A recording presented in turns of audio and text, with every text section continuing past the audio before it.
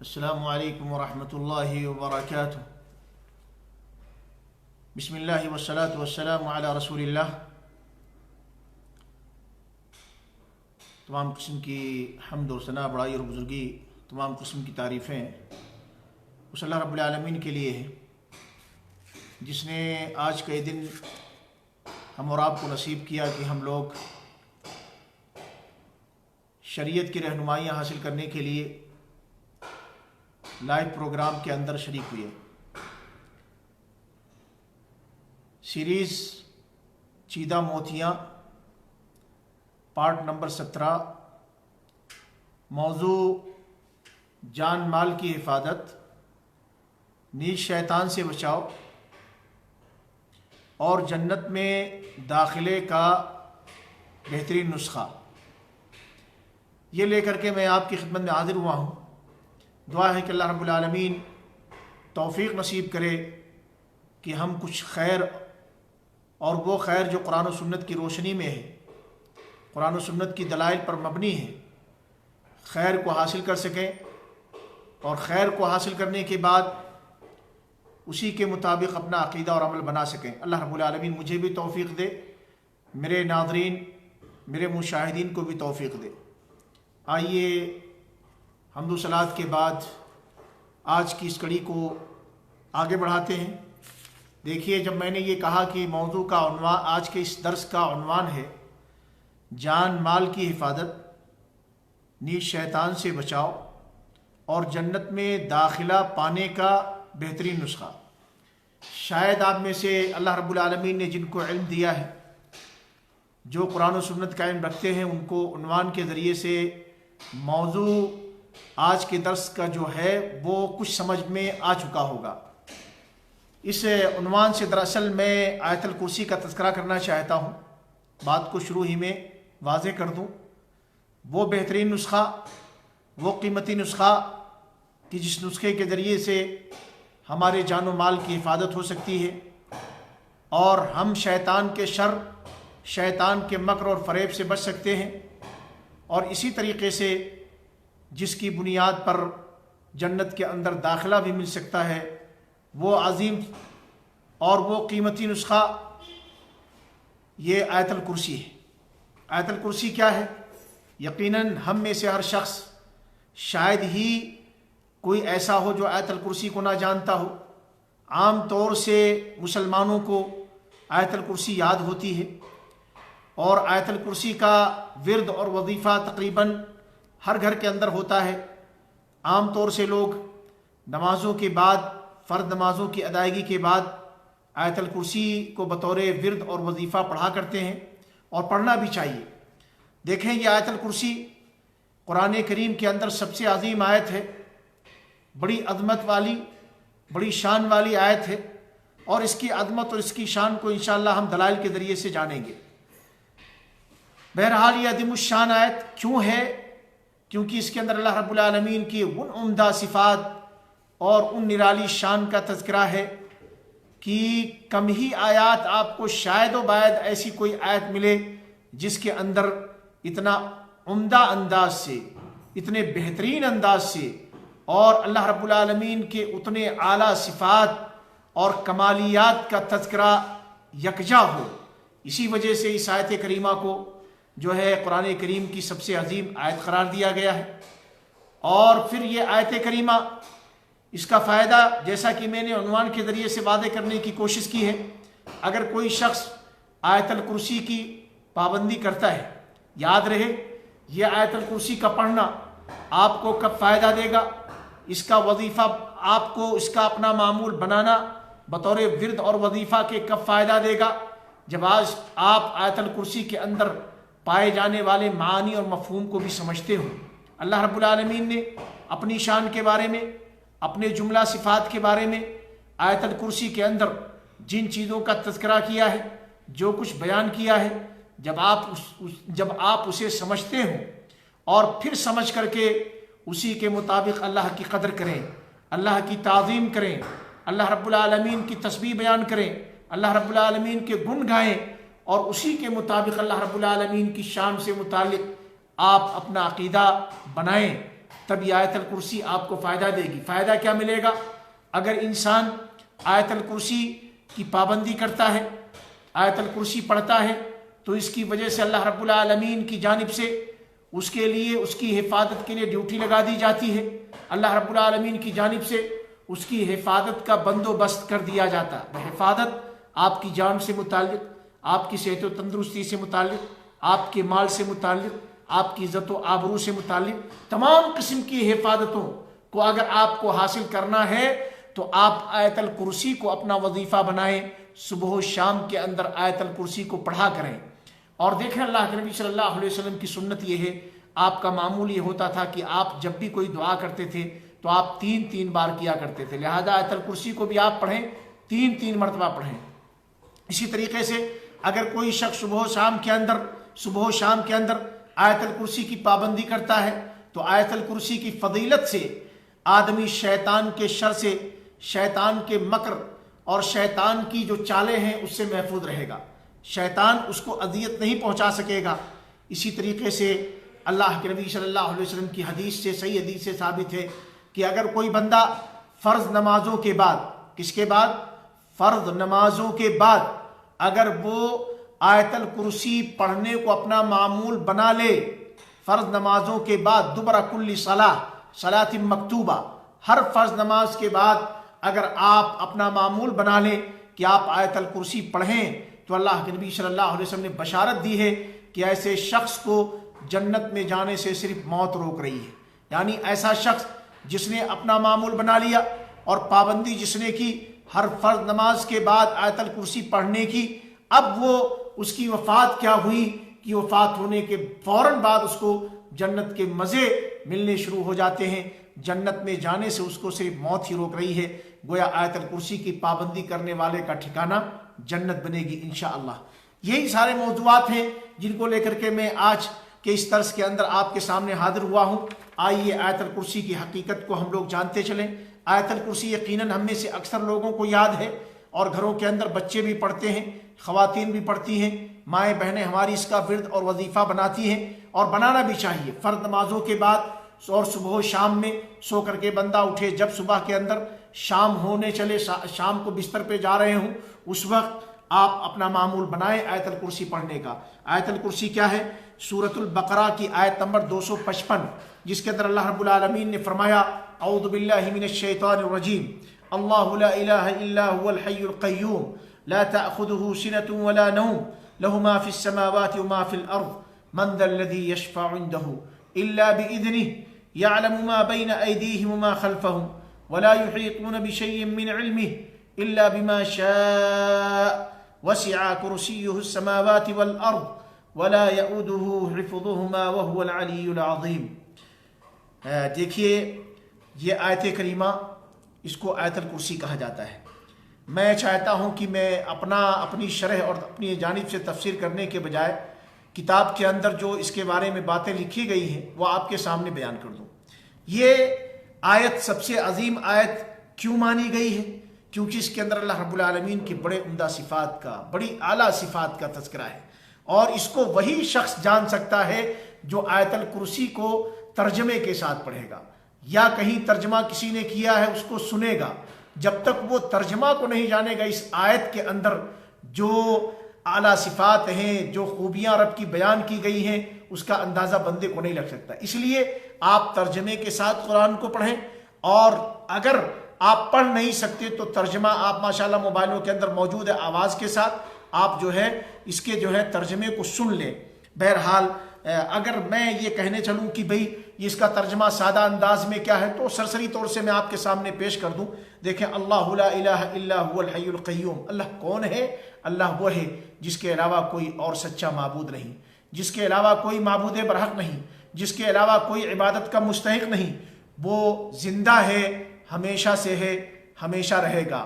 الحی القیوم، جو ساری چیزوں کا کنٹرول کرنے والا ہے، لا تاخذہ سنۃ ولا نوم، اور جس کو نہ ہی اونگ آتی ہے اور نہ ہی جسے نیند آتی ہے۔ یعنی اللہ کی شان یہ ہے کہ اللہ تھکتا نہیں ہے چیزوں کے کنٹرولنگ سے، چیزوں کی نگہبانی سے، ساری چیزوں کو تدبیر کرنے چلانے سے اللہ کو نہ تھکان آتی ہے، اور تھکان کی علامت کیا ہوتی ہے؟ بندہ تھک کر کے اس کو اونگھ آنے لگتی ہے، نیند آ جاتی ہے، بندہ آرام کرنے چلا جاتا ہے۔ تو اللہ کی شان اس سے ہٹ کر کے ہے، اللہ نہ ہی اللہ کو اونگھ آتی ہے نہ اللہ کو نیند آتی ہے۔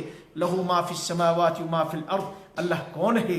اللہ کی ساری ملکیت اللہ کی ہے، کائنات کے اندر جو کچھ ہے سب اللہ کا ہے، آسمانوں میں جو کچھ ہے، زمینوں کے اندر جو کچھ ہے، ساتوں آسمان کی مخلوق کائنات، اور ساتوں زمین کے اندر پائی جانے والی مخلوقات، یہ سب اللہ کی ملکیت ہے، ان کا مالک و مختار صرف اللہ ہے۔ من ذا الذی یشفع عندہ، واللہ جس کی یہ شان ہے۔ بہت سے لوگ اس اللہ کے بارے میں کیا کہتے ہیں؟ ارے یہ فلاں یہ دیوی دیوتے اور یہ بت، جو غیر مسلم لوگ اپنے بتوں کو پوجتے ہیں، وہ اسی لیے کہ ہمارے بھگوان کے ہاں سفارشی ہو جائیں گے، یہ جو ہے ایشور کے ہاں ہمارے سفارشی ہوں گے، ہم ایشور تک ڈائریکٹ نہیں پہنچ سکتے ہیں، تو یہ ہمارا کام بنواتے ہیں، اس لیے یہ اپنے بتوں کی پوجا کرتے ہیں، دیوی دیوتاؤں کی پوجا کرتے ہیں۔ اور بڑے افسوس کی بات تو یہ ہے کہ ہم میں سے بہت سے مسلمان، سارے مسلمان نہیں ہیں لیکن ایک بڑی تعداد مسلمانوں کی سیم غیروں کی نقالی کر رہی ہے، جس طریقے سے غیر مسلم حضرات اپنے بنائے ہوئے بھگوانوں کے بارے میں عقیدہ اور تصور رکھتے ہیں، فیض رکھتے ہیں کہ یہ اللہ کے ہاں ان کے سفارشی ہیں، یا اللہ کے ہاں ان کا کام بنواتے ہیں، ہم اپنے بھگوان کو، بڑے بھگوان کو ڈائریکٹ نہیں پا سکتے، چھوٹے چھوٹے بھگوانوں کا سہارا لینا پڑے گا۔ بڑے افسوس کی بات تو یہ ہے کہ ہم میں سے بہت سے مسلمان ایسے ہیں جو سیم کہانی بس بدلی ہوئی شکل میں انہی باتوں کو مان رہے ہیں، جیسے کہ ولیوں کے نام پر جو وسیلے کے قائل ہیں، انبیاء کے وسیلے کے جو قائل ہیں انبیاء کی ذات کے ذریعے سے، اور اسی طریقے سے اولیاء کی ذات کے وسیلے کے جو قائل ہیں، وہ جا کر کے جو مزاروں کے اوپر بھیڑیں لگاتے ہیں، مزاروں پر چادریں چڑھاتے ہیں، مزاروں پر لے جا کر کے قربانیاں پیش کرتے ہیں، نظر و نیاز پیش کرتے ہیں، ان سے اگر آپ پوچھیں گے تو کہیں گے نہیں، یہ ہم ان کو رب تو نہیں مانتے، ان کو اپنا جو ہے معبود تو نہیں مانتے۔ بھائی آپ سجدے بھی کر رہے ہو، تعظیم کے طور سے کھڑے بھی ہو رہے ہو، آپ آ کر کے ان سے جو ہے اپنی فریادیں طلب کر رہے ہو، روزی مانگ رہے، اولاد مانگ رہے، صحت و تندرستی مانگ رہے، دشمن پر غلبہ مانگ رہے، سب کچھ تو کر رہے ہو وہ جو صرف اللہ کی شان ہے، جو صرف اللہ کے ہاتھ میں ہے، اور جس کا اختیار رب نے نہ کسی نبی کو دیا ہے نہ کسی ولی کو دیا ہے۔ تو آپ نے تو گویا دوسرا رب بنا رکھا ہے، اللہ کے مقابلے میں آپ نے اللہ کے ولیوں ہی کو کیا کر دیا؟ مقابل میں لا کر کے کھڑا کر دیا، کھلم کھلا شرک کرنے لگ گئے ہو۔ جب آپ ان کو سمجھائیں گے تو بولیں گے نہیں آپ سمجھ نہیں رہے ہو، ہم ان کو وسیلہ بناتے ہیں، ان کو اصل میں ہم یہ مانتے ہیں کہ ہمارے اللہ کے ہاں سفارشی ہوں گے، اللہ کے ہاں یہ ہمارے سفارشی ہوں گے، ہمارا کام جلدی کروا دیں گے، ہماری دعاؤں کو جلدی جو ہے پوری کروا دیں گے، ہماری عرضیاں لے کر کے اللہ کے پاس جا کر کے جلدی سے جو ہے منوا دیں گے، پوری ہو جائیں گی ہماری حاجتیں، اس لیے ہم ان کے پاس آتے ہیں۔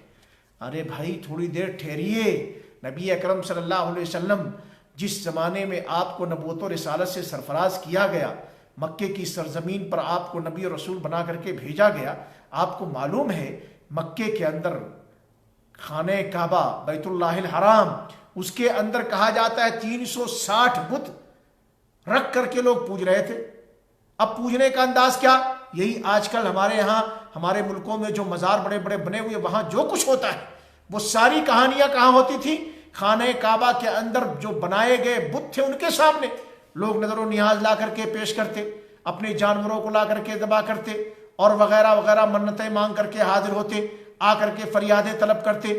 جب جو ہے ان کو سمجھایا جانے لگا، نبی اکرم صلی اللہ علیہ وسلم آئے، توحید کی دعوت دے کر کے آئے، اور آپ نے لوگوں کا تعلق، اللہ کے بندوں کا تعلق اللہ سے جوڑنا چاہا، اور بندوں کی عبادت سے، بتوں کی عبادت سے اور ان کفریہ کاموں سے ان کو روکنے کی کوشش کی، اور ان کا تعلق اللہ سے ڈائریکٹ جوڑنا چاہا، تو اس وقت کے مشرکوں نے، مکے کے اندر پائے جانے والے مشرکوں نے کیا جواب دیا تھا؟ اللہ رب العالمین نے اس جواب کو اپنی جو ہے کتاب قرآن کریم کے اندر ذکر کیا ہے، جب ان سے کہا گیا ابھی یہ سب کیوں کرتے ہو، یہ اللہ کی شان ہے، یہ اللہ کے لیے خاص ہے، ایسا آپ نہ کریں، یہی کفر ہے، یہی شرک ہے۔ تو انہوں نے کیا کہا تھا؟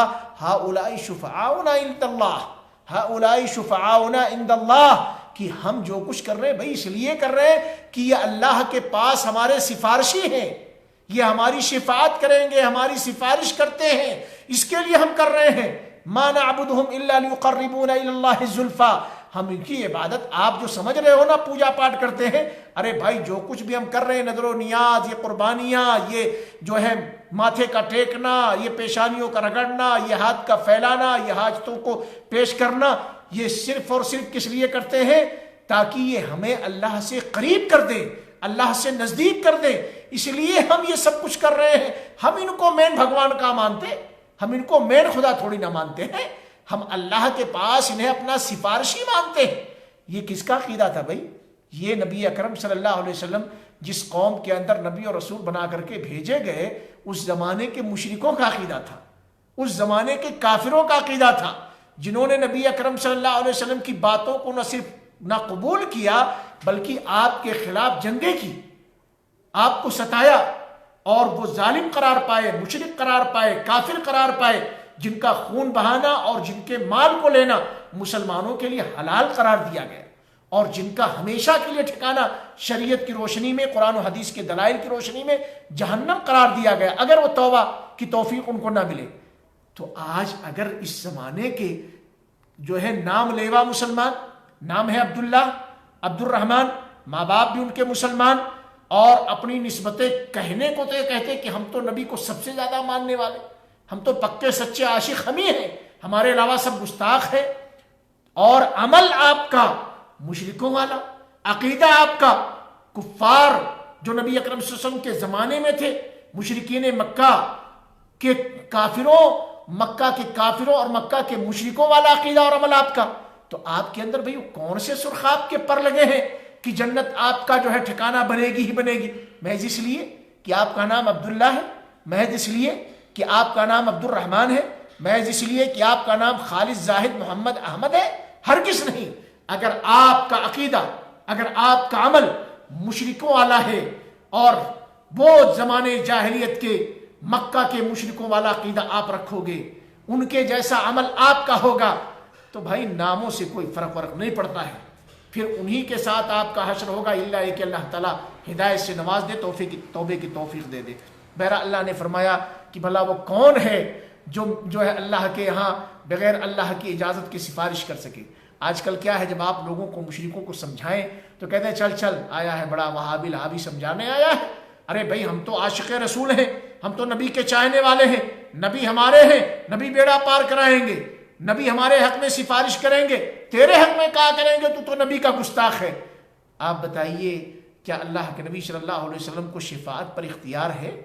اللہ کے نبی صلی اللہ علیہ وسلم کیا اس بات کی جو صلاحیت رکھتے ہیں؟ آپ کو یہ اتھارٹی دی گئی ہے کہ آپ جب چاہیں اور جس کے حق میں چاہیں آپ سفارش کر دیں، شفاعت کر دیں؟ ہرگز نہیں۔ قرآن کو آپ پڑھیں، اللہ کے نبی صلی اللہ علیہ وسلم کی حدیث کو آپ پڑھیں، جس سے آپ کو پتہ چلے گا خود نبی اکرم صلی اللہ علیہ وسلم کسی کے حق میں جب تک رب کی مرضی نہ ہوگی شفاعت نہ کریں گے، اور شفاعت کے لیے نبی اکرم صلی اللہ علیہ وسلم اللہ رب العالمین کے لیے سجدے کریں گے، روئیں گے، گڑ گڑائیں گے، رب سے التجائیں کریں گے، تب اللہ رب العالمین نبی اکرم صلی اللہ علیہ وسلم کو شفاعت کی اجازت دے گا، اور جن کے حق میں اجازت دے گا انہی کے لیے لہذا دو شرطیں ہیں۔ شفاعت کرنے والے کے لیے اللہ کی شفاعت کرنے کی اجازت، جس کے حق میں شفاعت ہوگی اس کے حق میں بھی شفاعت کرنے کی اجازت، تب یہ شفاعت جو ہے فائدہ دے گی، ورنہ ایسے کوئی شفاعت کرنے کی جرات نہیں کر سکتا ہے، سفارشی نہیں بن سکتا ہے۔ بہرحال جو لوگ یہ کہتے ہیں نبی صلی اللہ علیہ وسلم، وہ لمبی داستان ہے، موضوع ممکن ہے آگے آئے تو میں ابھی ساری چیزیں بیان کر دوں، مناسب نہیں ہے۔ بہرحال اللہ کی شان کیا ہے؟ یعلم ما بین ایدیہم وما خلفہم، اللہ وہ ہے جو لوگوں کے آگے پیچھے سب کو جانتا ہے۔ یعنی اللہ کون ہے؟ اللہ عالم الغیب ہے، آپ کے آگے پیچھے، دائیں بائیں، اوپر نیچے، ساری چیزوں کا راز، ساری چیزوں کا علم اگر کسی کو ہے تو صرف اللہ کی ذات ہے۔ اللہ ہی اکیلا منفرد علم غیب کا مالک ہے، عالم الغیب ذات صرف اللہ رب العالمین کی ہے۔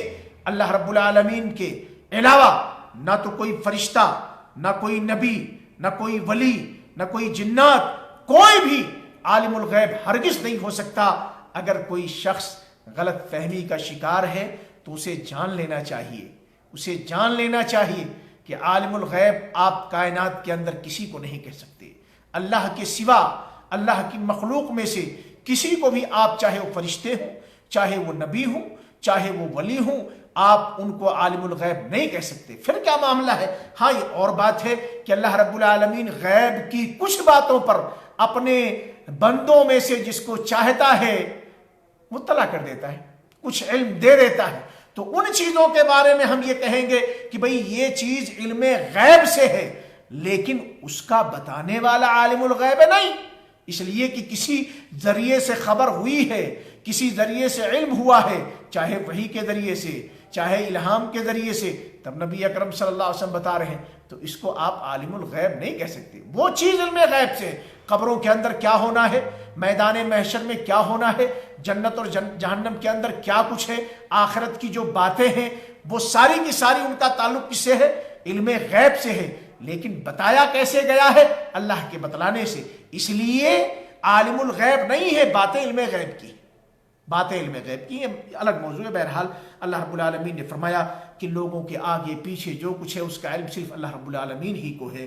وَلَا يُحِيطُونَ بِشَيْءٍ مِّنْ عِلْمِهِ، کائنات والے اللہ کے علم کا احاطہ، اللہ کے علم میں سے کوئی ایک علم اس کا احاطہ کبھی نہیں کر سکتے، الا بما شاء، ہاں اللہ جس کو بتانا چاہے۔ کائنات والوں میں سے اللہ جس چیز سے لوگوں میں سے چن کر کے کسی کو اس سے واقف کرانا چاہے، اسے مطلع کرنا چاہے، اسے خبر دینا چاہے، تو پھر وہ اس کو اطلاع ہوگی۔ اور وہ نبیوں کی جماعت ہے، وہ رسولوں کی جماعت ہے، جن کو اللہ رب العالمین غیبی امور پر مطلع کرنے کے لیے چن لیتا ہے اور پھر نگرانی بٹھا دیتا ہے، فرشتوں کی ڈیوٹی لگا دیتا ہے۔ تو یہ اللہ رب العالمین کے بتانے سے، خبر دینے سے، اطلاع کرنے سے پھر جو علم حاصل ہوتا ہے، اور پھر ایسی ہستیوں کو آپ عالم الغیب نہیں کہہ سکتے۔ وسع کرسیہ السماوات والارض، رب ذوالجلال کون ہے؟ رب کی شان کتنی بلند ہے، کتنی بالا ہے۔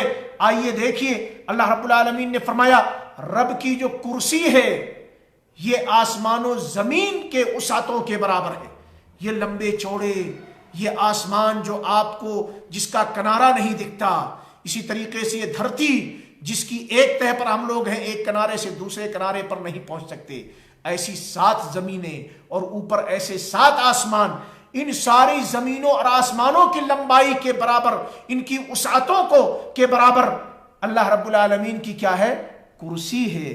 ولا یؤودہ حفظہما، اور آسمان و زمین کی حفاظت یہ اللہ کو تھکاتے نہیں ہیں، اللہ کو بے بس نہیں کرتے۔ آسمانوں اور آسمان کے اندر پائی جانے والی کائنات، زمینوں اور زمین کے اندر پائی جانے والی تمام مخلوقات، ان پر کنٹرول کرنا، یہاں کی چیزوں کو چلانا، اس میں تدبیر کرنا، اس میں تصرفات کرنا، یہ اللہ رب العالمین یقیناً اللہ ہی کرتا ہے۔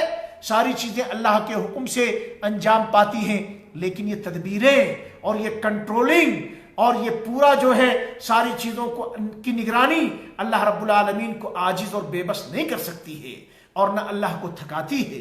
وَهُوَ الْعَلِيُّ الْعَظِيمُ، اللہ کون ہے؟ اللہ بلند و بالا ہے، اللہ عظیم ہے، اللہ بڑا ہے، اللہ بلند ہے۔ اس کا کیا مطلب؟ بلند کون ہوتا ہے؟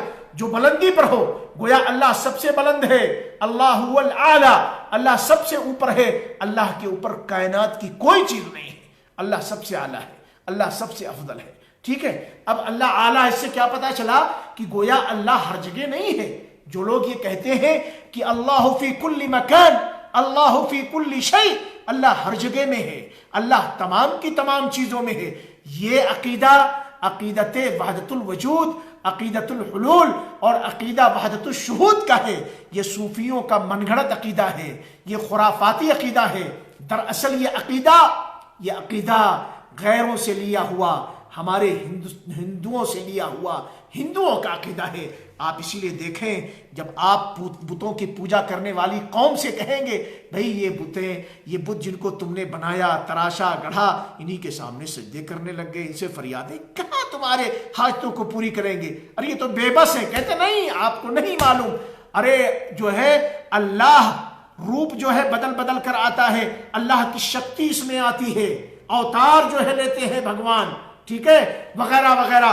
آواگمن کا عقیدہ، عقیدہ تناسخ الارواح، یہ بھی صوفیوں کا عقیدہ ہے، جو دراصل آواگمن کا عقیدہ ہندوؤں کا ہے۔ اسی طریقے سے ہر ذرے میں بھگوان، हर कंकर में भगवान, इसी तरीके से तमाम के तमाम बुतों में भगवान का वजूद हो जाता है।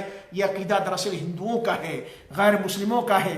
बदकिस्मती ये है कि हमने अपनी किताब कुरान करीम को सही से नहीं पढ़ा, हमने नबी अकरम सल्लल्लाहु अलैहि वसल्लम की सुन्नत को सही से नहीं पढ़ा, कुरान और सुन्नत से बेगाने रहे। और उस पे तुरफा तमाशा ये रहा कि हमारे पेटू और अपने माल के खातिर कौम को गुमराह करने वाले उलमाए सू, इन्होंने हमारी हालत को बिगाड़ा, हमारे दीन को बिगाड़ा, हमारे मिजाज को बिगाड़ा, और चंद टकों के खातिर इन्होंने हमको गुमराह किया हुआ है। ये हमारे उलमाए सू हैं जो तोदे निकाल निकाल करके, पान चबा चबा करके, ऊंची टोपियां लगा करके 1 नंबर गाड़ियों पर घूमते हैं और न जाने कैसी कैसी मौज मस्तियां करते हैं। ये आपको गुमराह कर रहे हैं और दीन के नाम से ही आपको दीन से दूर कर रहे हैं, अकीदे के नाम से आपको अकीदे से बेगाना कर रहे हैं, और नबी अकरम सल्लल्लाहु अलैहि वसल्लम की मोहब्बत के नाम से दरअसल आपको नबी का बागी बना रहे हैं। यही वो लोग हैं जो बिदाती हैं, यही वो लोग हैं कि कल क़यामत के दिन जिनको जब नबी अकरम सल्लल्लाहु अलैहि वसल्लम हौज़े कौसर पर जलवा अफरोज होंगे और अपने दस्ते मुबारक से अपने चाहने वाले, अपने मुत्तबईन, अपने पैरोकारों और अपने ऊपर ईमान लाने वालों, अपने सच्चे जो है अपनी सच्ची मोहब्बत करने वालों को अपने दस्ते मुबारक से ठंडा मीठा पानी पेश कर रहे होंगे। वो दिन होगा, वो लम्हा होगा, उस वक्त बड़ी तादाद में लोग आएंगे और उनको कहा जाएगा कि नहीं, आप इनको पानी नहीं दे सकते, आप इन्हें शराबी अता नहीं कर सकते। अल्लाह के नबी सल्लल्लाहु अलैहि वसल्लम कहेंगे उम्मती उम्मती उम्मती उम्मती, अरे भला मैं इन्हें पानी क्यों ना पेश करूं, मैं इन्हें शराबी क्यों ना दूं, अरे ये तो मेरी उम्मत है, ये तो मेरे ही अपने लोग हैं। आपसे कहा जाएगा इन्नका ला तदरी, इन्नका ला तदरी, इन्नका ला तदरी मा अहदथु बादक, आपको नहीं पता ए मोहम्मद सल्लल्लाहु अलैहि वसल्लम कि आपके बाद इन्होंने क्या नई नई चीजें ईजाद कर दी, दीन के अंदर क्या घोटाले मारे, दीन के नाम से अपने घरों की बनाई हुई मसनूआत को, अपने घरों के बनाए हुए चीजों को दीन बना करके पेट के खातिर, अपनी दुकानदारी चमकाने के लिए और लोगों का माल ऐंठने के लिए इन्होंने क्या कुछ नहीं बनाया है आपके बाद, और बना करके उसे दीन के नाम से पेश कर दिया।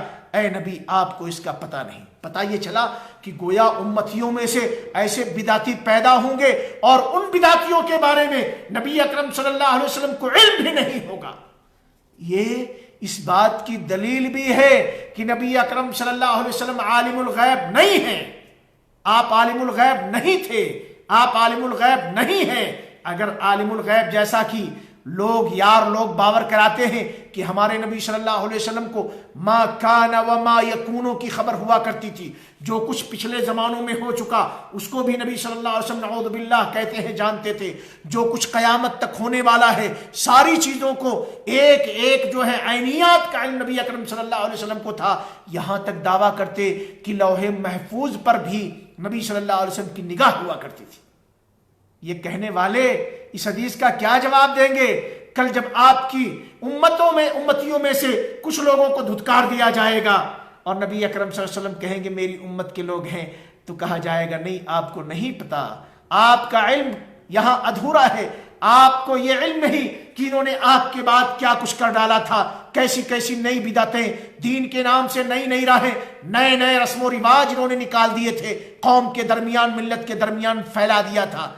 चुनांचे जब ये कहा जाएगा तो अल्लाह के नबी सल्लल्लाहु अलैहि वसल्लम फरमाएंगे सुहकन सुहका लिमन बद्दला दीनी बादी, वो लोग जिन्होंने मेरे बाद मेरे दीन के अंदर घोटाले मारे, मेरे बाद मेरे दीन में चेंजिंग किया, वो मुझसे दूर हो जाए, मेरी निगाह से दफा हो जाए। ये हदीस, इसकी रोशनी में आप जो है अल्लाह रब्बुल आलमीन का मकाम, बहरहाल मैं बात कर रहा था और शायद बात निकल गई कहीं और। अल्लाह ताला क्या है? अल्लाह बुलंदो बाला है, अल्लाह हर जगह नहीं है, अल्लाह हर जगह नहीं है। हर जगह अगर आप कहेंगे तो इससे बड़े बड़े जो है बड़े बड़े फितने लाजिम आएंगे। हर जगह में आप बताएं क्या टॉयलेट या वो कचड़े जहां डाले जाते हैं, जहां गंदगियां फेंकी जाती हैं, وہ بھی جگہوں میں سے ہے کہ نہیں ہے؟ جب آپ نے ہر جگہ مطلق کہا تو گویا آپ یہ کہہ رہے ہو نعوذ باللہ کہ اللہ ٹوائلٹ کے اندر بھی ہوتا ہے، اللہ کوڑے دان کے اندر بھی ہوتا ہے، نعوذ باللہ ثم نعوذ باللہ۔ اگر آپ یہ مانتے ہو کہ اللہ ہر شے میں ہے، اللہ ذرے ذرے میں ہے، تو گویا آپ یہ کہہ رہے ہو نعوذ باللہ چیز ہر شے میں کتے بلیاں بھی ہیں، کتے بھی ہیں، خنزیر سور بھی ہیں، تو گندی گندی جو جگہیں ہیں، گندے گندے جو جانور ہیں، گویا تم نے اپنے عقیدے کے مطابق یہ کہا دوسرے معنی میں کہ اللہ گویا ایسی چیزوں میں بھی حلول کیا ہوا ہے، نعوذ باللہ ثم نعوذ باللہ۔ اس کے بعد پھر کیا لازم آئے گا؟ اگر آپ یہ کہتے ہو کہ اللہ ذرے ذرے میں ہے، کائنات کے ہر شے میں اللہ ہے، ہر جگہ اللہ ہے، تو اب کوئی آدمی کسی بھی جگہ جا کر کے کسی دیوار کے پیچھے سجدہ کرے، یا اسی طریقے سے کسی پیڑ کے سامنے جو ہے سجدہ کرے، یا اسی طریقے سے کوئی آدمی کسی جانور کا سجدہ کرے، یا کوئی آدمی کسی انسان کا سجدہ کرے، تو آپ اسے غلط نہیں کہہ سکتے۔ آپ اسی طریقے سے کوئی غیر مسلم اگر اپنے بھگوانوں کو مان کر کے بتوں کی پوجا کر رہا ہے تو اس کو بھی آپ غلط نہیں کہہ سکتے، اس لیے کہ اس کا تو یہی ماننا ہے کہ ذرے ذرے میں اللہ ہے، ہر شے میں اللہ ہے، اور آپ بھی وہی مان رہے ہو، تو گویا وہ بت اس کے اندر اللہ ہے، پیڑ اس کے اندر اللہ ہے، گائے کے اندر اللہ ہے، اسی طریقے سے جانوروں کے اندر اللہ ہے، اور ساری چیزوں میں آپ کے کہنے کے مطابق اللہ ہو گیا۔ تو اب اگر کوئی آدمی کسی کو بھی پوجے تو گویا کس کو پوجے گا؟ اللہ کو پوجے گا۔ کسی سے بھی فریاد طلب کرے گویا اللہ سے کرے گا۔ پھر کہاں گئی توحید؟ کہاں گیا جو ہے شرک؟ پھر توحید اور شرک کیا رہ جائے گا؟ پھر قرآن و سنت کی تعلیمات کا کیا مطلب ہوگا؟ پھر کائنات کے اندر کتابوں کے اتارے جانے کا کیا مقصد ہوگا؟ اور کائنات کو سمجھانے کے لیے، کائنات کے لوگوں کی اصلاح کے خاطر نبیوں اور رسولوں اور جن کی آخری کڑی جناب محمد مصطفیٰ صلی اللہ علیہ وسلم ہیں، ان کے دنیا میں بھیجے جانے کا کیا مقصد ہوگا؟ سب کچھ جو ہے بے مطلب ہو جائے گا۔ اس لیے یہ ماننا کہ اللہ ہر جگہ ہے بہت بڑا فتنہ ہے، بہت بڑی گمراہی ہے، یہ کھلم کھلا شرک اور کفر والا عقیدہ ہے۔ ہاں اگر آپ کہتے ہو تو یہ کہہ دو کہ بھی اللہ ہر جگہ ہے، یعنی اللہ کا علم، اپنے علم کے اعتبار سے، سننے کے اعتبار سے، دیکھنے کے اعتبار سے، گرفت کرنے کے اعتبار سے، کنٹرول کرنے کے اعتبار سے اللہ ہر جگہ ہے، ٹھیک ہے، کوئی غلط نہیں ہے۔ لیکن ذات کے اعتبار سے اللہ رب العالمین کو ہر جگہ آپ نہ مانیے۔ ذات کے اعتبار سے اللہ رب العالمین عرش کے اوپر مستوی ہے، ساتویں آسمان کے اوپر عرش ہے، اور عرش کے اوپر اللہ رب العالمین مستوی ہے ذات کے اعتبار سے۔ کمال یہ ہے کہ اللہ رب العالمین کی ذات گرامی کہاں ہے؟ ساتوں آسمانوں کے اوپر، عرش کے اوپر ہے۔ لیکن کمال یہ ہے کہ نہ تو اللہ رب العالمین کے دیکھنے میں، نہ اللہ رب العالمین کے سننے میں، نہ اللہ رب العالمین کے کنٹرول کرنے میں، نہ اللہ رب العالمین کے گرفت کرنے میں، نہ راتوں کی تاریکیاں، نہ اسی طریقے سے جو ہے بند کوٹھریاں، قلعوں کے اندر محبوس ہو جانا، یا اسی طریقے سے سمندر کی تاریکیوں میں چلے جانا، پہاڑوں کے نیچے مکان کا بنا کر کے اس میں چھپ جانا، کوئی بھی چیز رکاوٹ نہیں۔ اللہ وہ ہے ساتویں آسمان کے اوپر، عرش کے اوپر مستوی ہے، رات کی تاریکی میں پہاڑوں کی تہ کے نیچے بیٹھ کر کے اگر آپ خاموشی سے اللہ کو یاد کرتے ہیں، اللہ آپ کی دیکھ رہا ہے، اللہ آپ کو سن رہا ہے، اللہ آپ کی فریاد کو پوری کرتا ہے۔ وہ اللہ ہے، رات کی تاریکی ہو، دن کا اجالا ہو، آپ گھروں کے اندر ہوں، گھروں کے باہر ہوں، اللہ سب کچھ دیکھ رہا ہے، سب کچھ سن رہا ہے، ساری چیزوں کو اللہ رب العالمین دیکھ رہا ہے۔ یہ اللہ کی شان ہے کہ اللہ آپ کے ساتھ ذات کے اعتبار سے نہیں ہے، پھر بھی آپ کی تمام چیزوں سے واقف ہے، تمام چیزوں سے باخبر ہے، اور تمام چیزوں کو دیکھ رہا ہے، آپ کی تمام باتوں کو سن رہا ہے۔ آپ کی ہر نقل و حرکت پر، چاہے تاریکی میں کریں چاہے اجالے میں کریں، اللہ رب العالمین کی خبر ہے، اور اللہ اس پر آپ کی پکڑ کر سکتا ہے۔ یہ عقیدہ رکھنا چاہیے۔ بہرحال یہ آیت الکرسی تھی، اور آیت الکرسی کا یہ جو ہے ترجمہ تھا جس کو میں نے آپ کے سامنے جو ہے ذکر کر دیا ہے۔ انشاءاللہ پھر مزید باتیں آیت الکرسی سے متعلق اگر کل کے درس میں مکمل ہوئی تو کل، نہیں تو پرسوں، یہ سلسلہ پھر ہم آیت الکرسی سے متعلق چلائیں گے۔ اللہ رب العالمین سے دعا ہے کہ اللہ تعالی ہم سارے لوگوں کو امن و سلامتی کے ساتھ، صحت و تندرستی کے ساتھ، ایمان کی حالت میں دوبارہ پھر لائیو درس کے اندر شریک ہونے کی توفیق نصیب فرمائے۔ مولا ہم سے وہ کام لے جس سے ہم سے راضی اور خوش ہو، اور ہمیں ان تمام چیزوں سے دور رکھے جس سے اللہ تعالی ہم سے کہیں ناراض نہ ہو جائے۔ امید کی باتیں پسند آ رہی ہوں گی۔ اگر یہ باتیں آپ کو پسند آ رہی ہیں تو آپ اپنے دوستوں کے ساتھ شیئر کرنا نہ بھولیں، ضرور شیئر کریں، شیئر کا بٹن دبائیے، دوسروں کے ساتھ جو ہے اس دعوت کو اور اس کار خیر کو پہنچانے کا سبب بنیے۔ اللہ رب العالمین توفیق نصیب فرمائے۔ یہ آیت الکرسی بڑی عظیم آیت ہے اور اس کے اندر کئی ایک پہلو ہیں، ان پہلوؤں کو لے کر کے میں کوشش کروں گا زیادہ سے زیادہ علمی باتیں اور علمی فائدے آپ کے سامنے لا سکوں۔ اللہ رب العالمین مجھے بھی توفیق دے۔ یقیناً جب اس طریقے کے موضوعات آتے ہیں تو میرے علم میں بھی اضافہ ہوتا ہے، ایمان میں تازگی آتی ہے۔ اللہ رب العالمین مجھے خود جو ہے ان باتوں سے نصیحت پکڑنے اور اپنے اندر اپنی اصلاح کرنے کی توفیق نصیب فرمائے۔ اللہ رب العالمین ہم سارے لوگوں سے خیر کا کام لے۔ انشاءاللہ پھر کل ملاقات ہوگی۔ بارک اللہ فیکم وجزاکم اللہ خیرا۔ اور جن احباب نے مجھ کو سلام بھیجا ہے، میں لکھ کر کے تو نہیں، ایسے زبانی بہت سے لوگ جو ہے دیکھتے ہوں گے کمنٹس کو تو کہتے ہوں گے یہ مولوی عجیب ہے، لوگ اس کو سلام کہتے ہیں اور اس سلام کا کسی کا رپلائی نہیں کرتا ہے، جواب نہیں دیتا ہے۔ تو بات ایسی نہیں ہے، اسی لیے پروگرام کے آخر میں کوشش کرتا ہوں کہ میں آپ کے سلام کے جواب میں یہ کہوں وعلیکم السلام ورحمۃ اللہ وبرکاتہ۔ تو اگر کہیں آپ کے ساتھ کوئی اعتراض اس طریقے سے کرے کہ مولوی جو ہے یہ جو ہے جواب نہیں دیتا ہے سلام کا، تو آپ کہہ دیجئے کہ انہوں نے سلام کا جواب دے دیا ہے، لکھ کر نہیں دیا ہے۔ انشاءاللہ پھر کل ملاقات ہوگی۔ بہت بہت شکریہ آپ لوگوں کا، اپنا خیال رکھیں، بال بچوں کا خیال رکھیں۔ اللہ رب العالمین سب لوگوں کی حفاظت فرمائے۔ السلام علیکم ورحمۃ اللہ وبرکاتہ۔